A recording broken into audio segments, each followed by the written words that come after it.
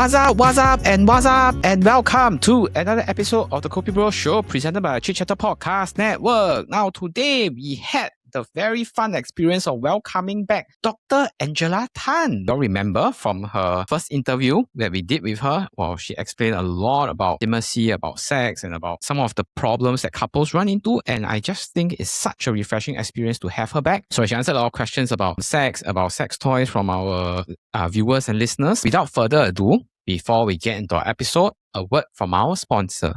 This week's episode of the Chit Chatter is brought to you by our friends at CityMusic, your one-stop shop for all things music and podcast related right here in Singapore. Whether you're picking out your first instrument, upgrading your setup, or starting a podcast, CityMusic has you covered from guitars, keyboards and amps, microphones, and full podcast setups, cameras, lighting, and streaming gear. Everything you need to create, record, and perform at the highest level is all in one place. They also carry a wide range of microphones for every budget. Some of us at the Chit Chatter even use the Zoom ZDM1, a solid podcast mic that delivers great quality and nearly half the price of many popular options. If you're looking to start your own music or podcast journey, be sure to check out CityMusic's website or head down to their store today. A big thanks to our friends at CityMusic for supporting the Chit Chatter. Now, back to the episode.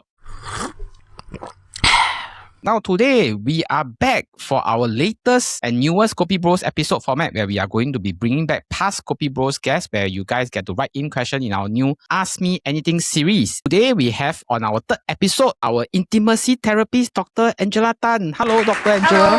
Hello, Tio. Nice to have you again. I think the last time I spoke with you was about a year back. Was it a year? Or I think slightly less than a year. Yeah. How has work been recently and what have you been up to? Well, the good news is I guess the clinic has gotten a bit more busy, seeing a lot more couples and, individuals coming to us, varied sexual questions. So yeah, I'm going to have even more live scenarios to share. I hope this increase in business, we have a small part to play in it. I wouldn't say we have a lot because, but I hope we have a small part to play in it. I also hope so. Is there any new or exciting plans that you can share with us since we last talked to? Well, good news is intimacy and breast cancer has been a very touchy topic for the longest time. So I would say in the recent 1 year since the clinic has started, we have made contacts with different breast cancer support group, healthcare providers. Just this February, I was invited to talk about intimacy after breast cancer in Asia Pacific conference. In August, I might be going again to KL, talk about the same topic at a Malaysian-wide conference. So, yeah. I mean, most people always, when we talk about breast cancer, it's always about survival, and then we say we survived this, we celebrated it. But no one talks about after breast cancer, how do we approach this intimacy issue, right? How do husband and wives or wife and wife? Yes. I mean, if it's same-sex marriage, right? Yeah, so it's a very challenging topic and there's not many people talking about it in Asia. So being able to talk about it and share what I know is a privilege to me. What do you say is the biggest, psychological thing or physical thing that people have to get past to get back to being intimate or as it was before the breast cancer? The challenge is not so much. The image, everything plays a role. But I just want to let the audience here know that lubricants itself makes a huge difference. And when I started talking about lubricants through fellow healthcare professionals, it actually shocked them that they didn't know that whatever they were recommending off the shelves was actually not the most suitable products. Oh, okay. So before I came into the sector, to me, all lubricants are just lubricants. What's the difference, right? Other than, yes, water-based and silicone-based, and then that was all about it that I knew. But when I started diving into all the usable things that people were using in the bedroom, I started really understanding them. I understand that there are lubricants which are hyperosmolar and lubricants that are isoosmolar. So what do I mean by that, right? Very technical terms. So hyperosmolar means this particular product has got a higher density of molecules. So water by diffusion will then move out from the skin to outside the skin to kind of balance out. So which means if you're using a hyperosmolar product, which tends to be the ones that you find over the counters very easily, even though it may feel very slippery and wet in the first few minutes, after that it actually starts drying you up and you actually gets more uncomfortable. Oh, So you want to look okay. for iso-osmolar products that allow the lubricant to stay. Pardon my 孤陋寡闻, I suddenly cannot find the English word for it. When you say this lubricant, it's used on the vagina, as in for vaginal penetration, or is it Yes. used for the breast area? Vaginal penetration. Oh, so I assume that it's because like after they recover from breast cancer, I would assume that there was a long period that they haven't like engaged in sexual intercourse, so you need to use lubricant. No, so the chemotherapy and the hormonal therapy that women have after breast cancer can cause a lot of vaginal dryness. Oh, okay. So okay, during a yes. follow-up visit, nurses and doctors tend to say, oh, if you have dryness, just buy a lubricant. Oh, okay. Right? But just Okay. buy a lubricant, it's not correct because you cannot buy any lubricant. Okay, so this is, wow, Yes. okay. I would say this is not something I was expecting to learn in this episode. So for the audience out there, if you're using a lubricant and then you find that after that it becomes even more uncomfortable, you feel that it's very itchy or even painful, right? It's probably you're using a lubricant that is drying, aka hyperosmolar, rather than one that is actually moisturizing and lubricating. Because my job, I cannot recommend brands in a platform like Understand. that. Okay, but what I can ask you to do is to do a quick check of the ingredients on ChatGPT of any of the AI tools that we have. It will tell you which category it belongs to. Okay, Yes. I really wasn't expecting to learn this today, but I really think it's another. How to say, every time I talk to you, it's like, wow, I learned another new thing. Wow, I learned another new thing. We are really glad that you have decided to come back for this new Q&A format. But for just to give our listeners a bit of context, we Yes. put out a call for questions. Yeah. And today we'll be asking you the ones that our listeners and viewers have sent in. And I have to say, the range and the variety of questions that come in is quite crazy. Okay, but we have Okay. filtered out those that I think we have addressed in our first interview with you. Okay. So I think our producer will put the link to our first interview with you here, and really, really informative. So if your questions weren't being addressed, I think most likely it'll be because we already touched on this in our first interview. I'll brace for it. Yes. All the questions will be completely anonymous, and given the subject matter, some of them can be a bit sensitive, so we just want to make sure that everyone feels comfortable. I've actually classified the question into two portions. I think the first portion is on sex and sexual intercourse, and I think the second portion is more about sex toys. Okay, so I think we shall tackle the first part first. And the first question I want to ask is, this person wrote my partners with an S. Okay, so loves BJ, so I think it's blowjobs. But I, as in the person, hate it, and it's often a point of contention in our sex life. Are there any suggestions to fix this? One, right, of course, hygiene is going to be a major thing that we are concerned about, because after all penises have that urine coming out, right? And then there is sweat and everything. The whole groin area tends to have a smell, right? And I think that's very normal and very predictable. Before anyone asks for a blowjob, I think it's only polite and respectful if they do a cleanup, okay, to remove any of the smell and taste, right? Sometimes it can still be a little bit overbearing and challenging, right? Then this is where there are lubricants or condoms with flavors. Oh, okay. Right? Usually they don't have a taste, even though some of them do, right? So the flavoring, which is mainly by smell, actually help to mask some of this smell in a way, so that it makes it more palatable. Okay, 3, technique. Some people goes too deep, and then hence the gagging reflex comes along, and it makes it very uncomfortable and choky.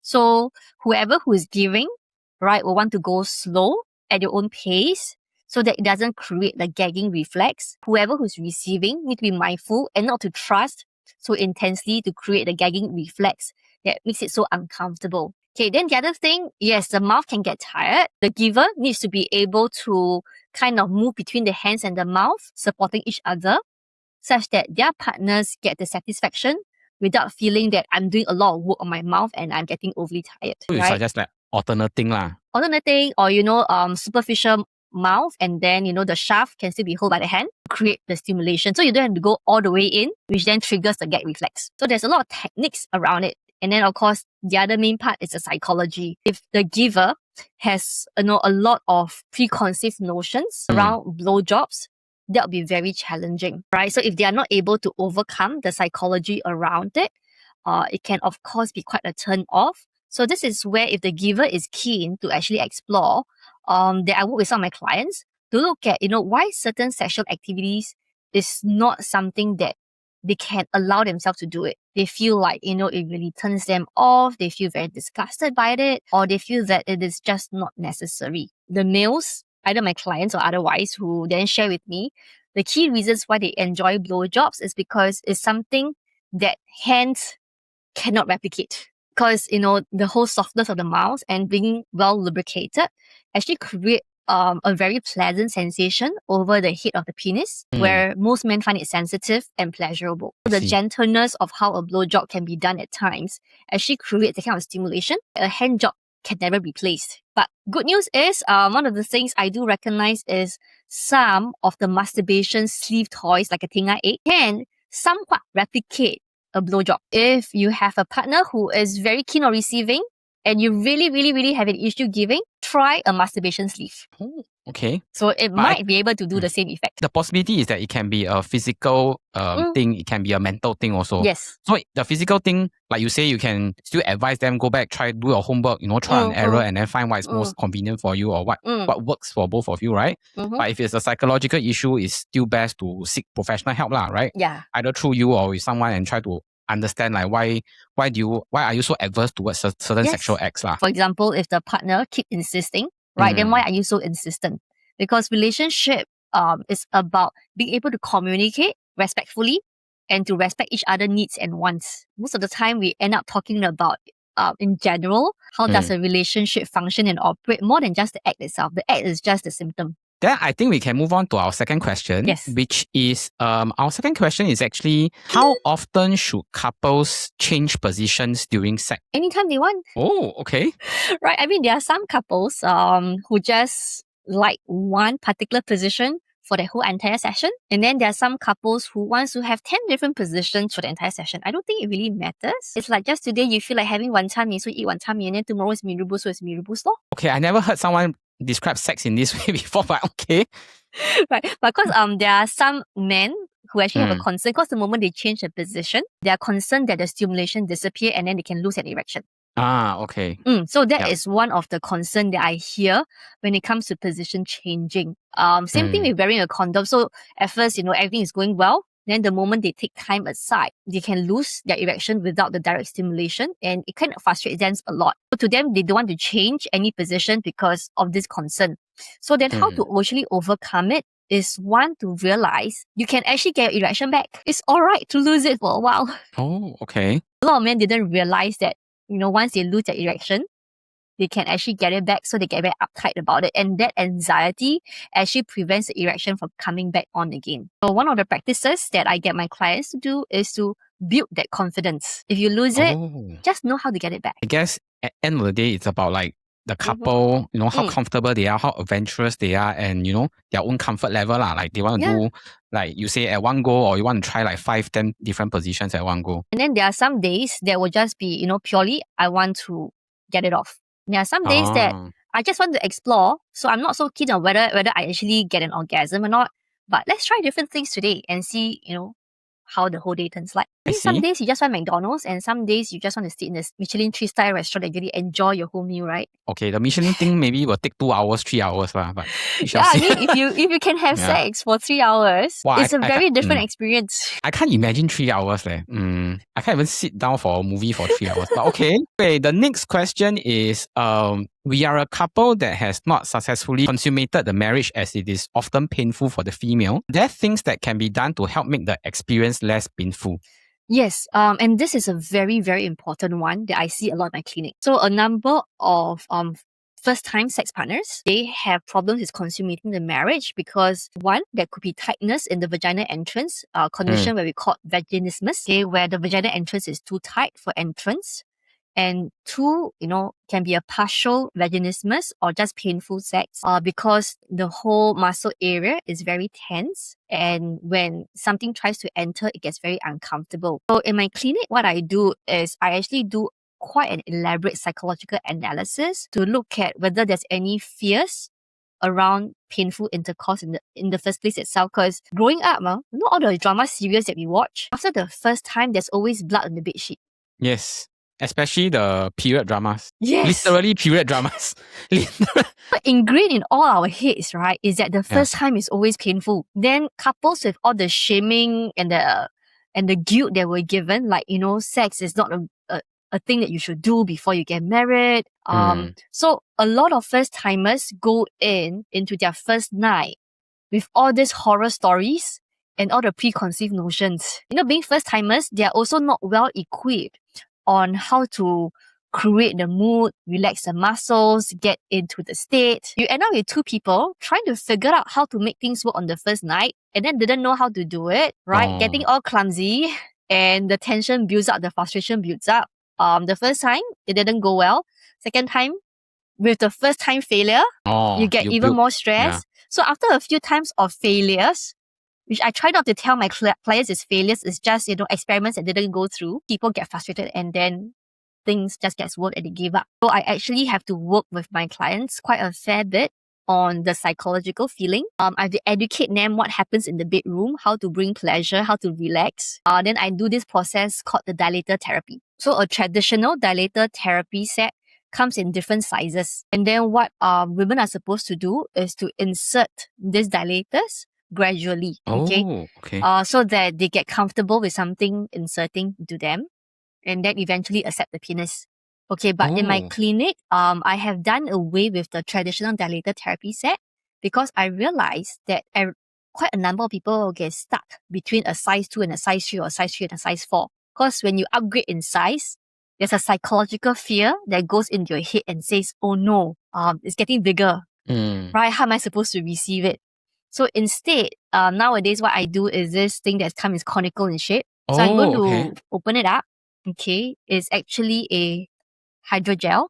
So if you can see, it's very soft and it's slippery, self-lubricated. So which means I don't need to buy additional bottle or lubricant. Since it's self-lubricated, I don't have to keep adding lubricant. Okay, then it being self-lubricated. So let's say this is the vulvar opening. Okay, what I do is I get my clients to do moisturizing on the outside first and then gentle pressure until they can slowly receive, right? And this is coupled together with relaxation breath works, confidence building as I work with them. So I do this in my sessions with my clients as well as their homework. So by the time they're able to receive, say about 3/4 to 4/5 of the steak, okay, it's pretty much the girth of most Asian penises. Okay, and because this is smooth and it's from the fridge, so it's cold, right? It's actually very comfortable, right? So it gets, the clients to understand how to actually navigate their vaginal canal.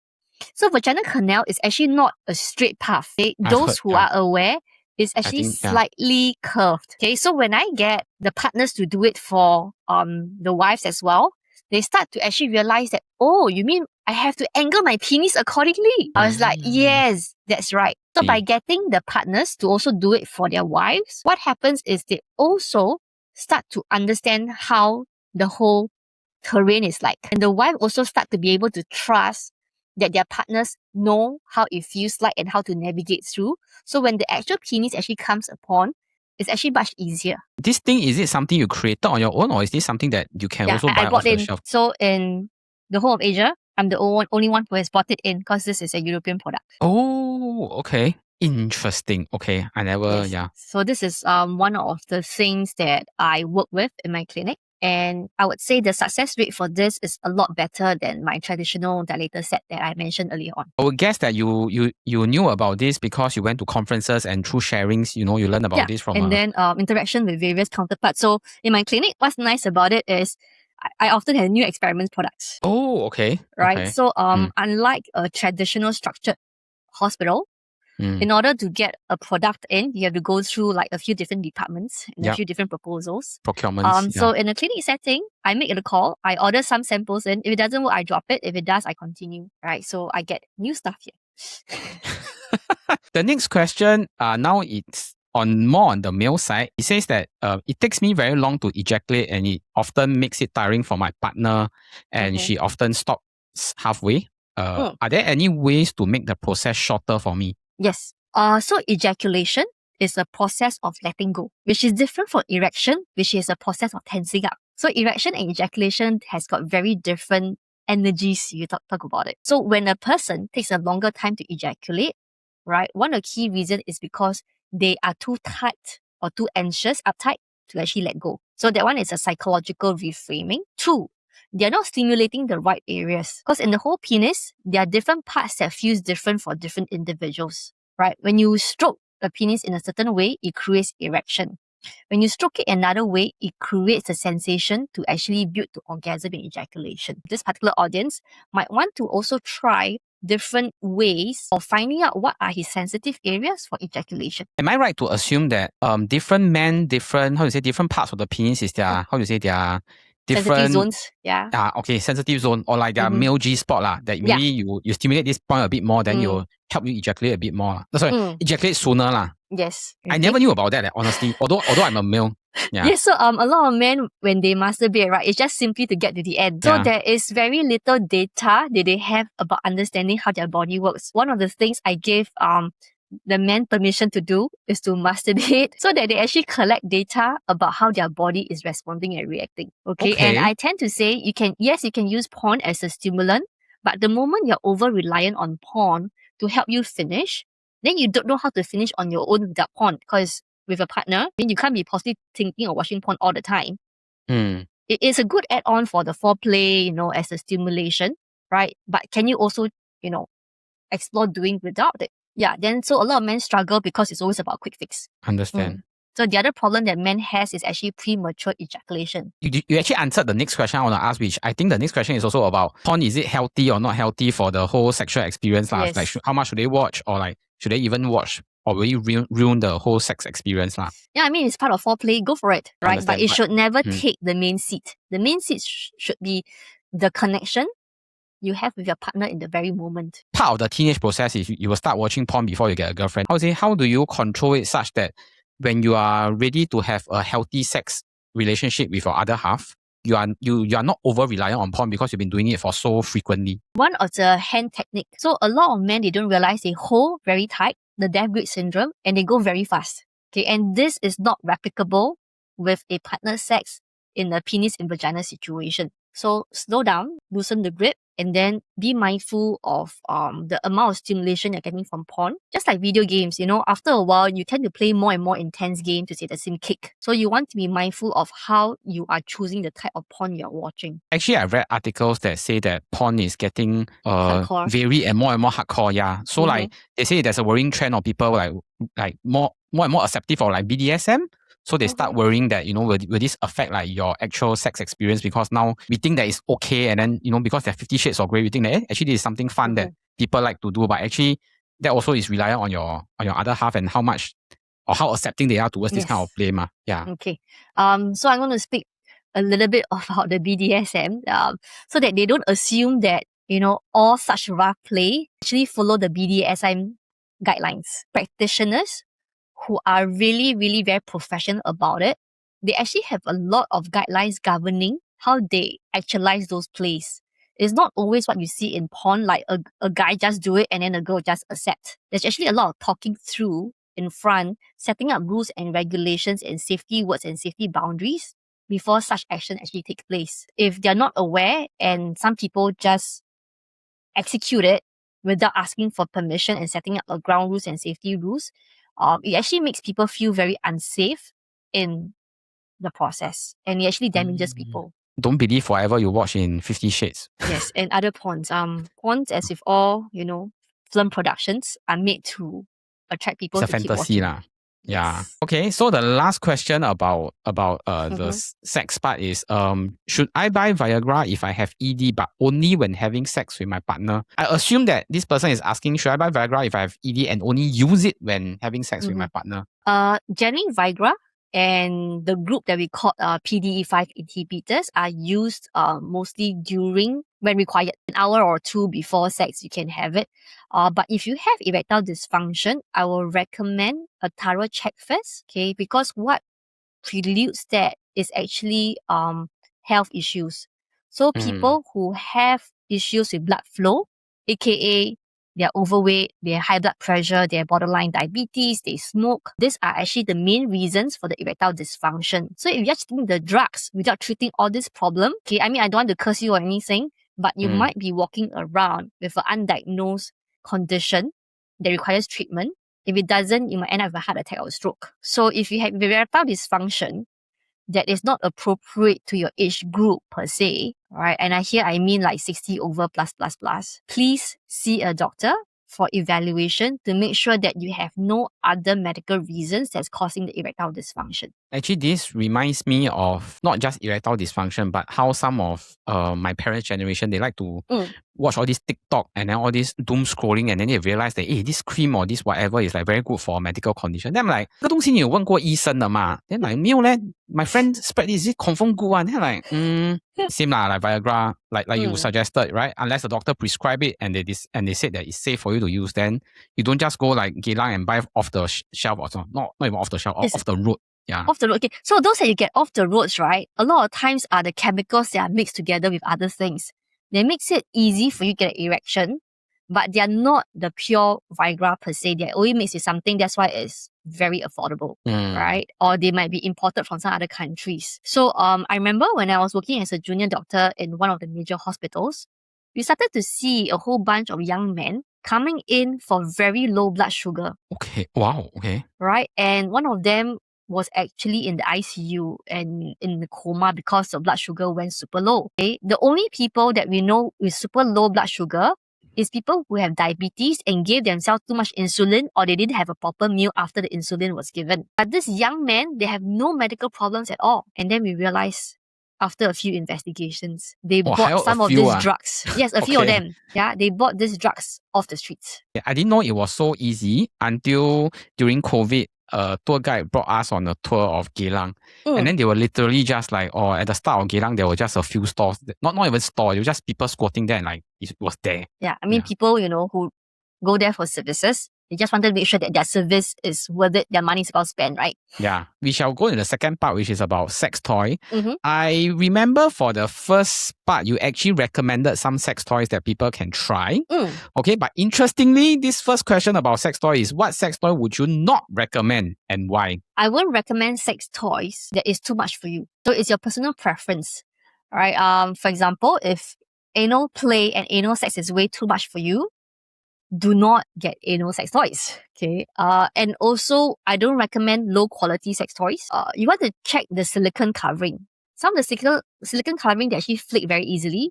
And some of them, if you leave them in, our warm, humid country for a while, they actually gets very sticky and whatnot. So you don't want to be using things of a lower quality. Okay. Most of these sex toys are rechargeable ones. So you want to have a better quality one, so you don't end up with little fire in the house or electric shock, things like that.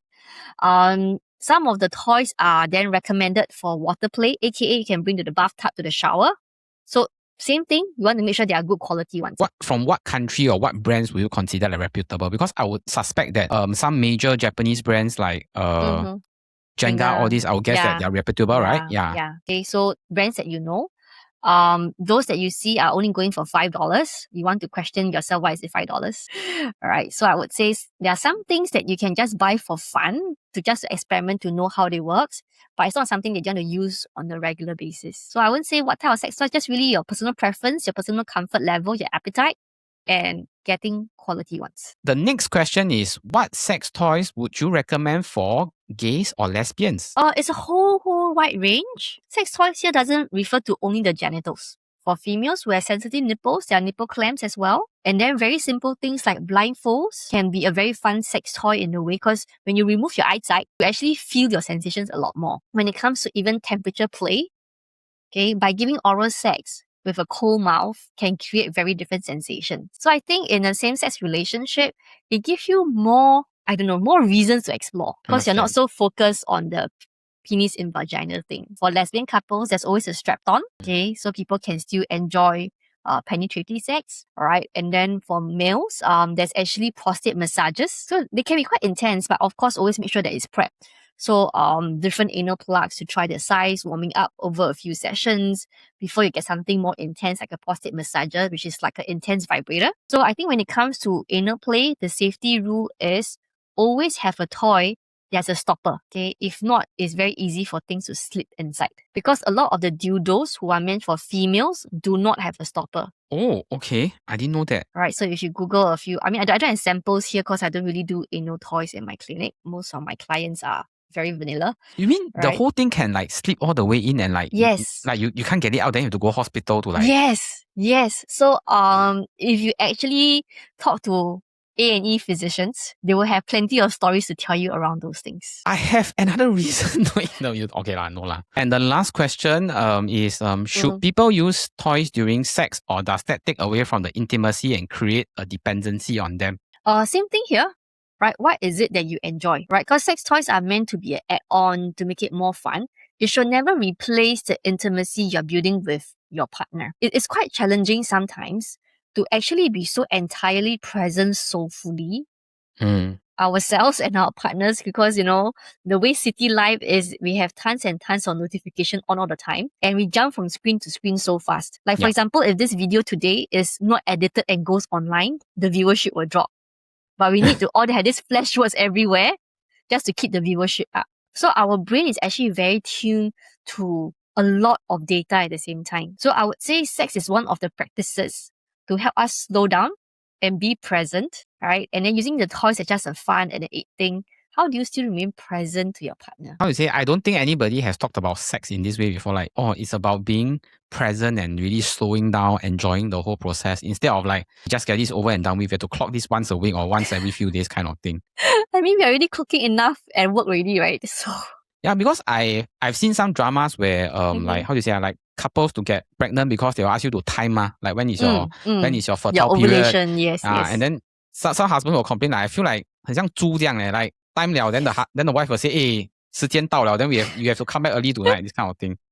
Yes, it happens in the conceiving period. Yeah. But if you're not in the conceiving period, I would say not many activities in Singapore that actually allows you to slow down intentionally and just enjoying the presence of somebody that you love. Even watching a movie together, the movie is there to take over the attention. Even having a meal together, the food is taking the attention. And then if you want relationship to last, then you have to see your partner as the main focus and not the something else lah. Okay, I think that wraps up the episode. I really learned a lot from you today. Before we close off our episode, can you once again let our audience know where they can find you online or on social media? Okay, again, my name is Dr. Angela. On Instagram, you can find me at rewa.apt, or I also have a private account, Dr. Angela Tan. And then our website is www.rewahealth.com. Thank you, Dr. Tan. Always so much fun to have you on a podcast, and hopefully I can bring you back a third time lah. We shall see. Okay, I mean, if there's more questions, I'm happy to help, because, I really end up doing quite a fair bit of sex education, which I wish, we learned it before we got married.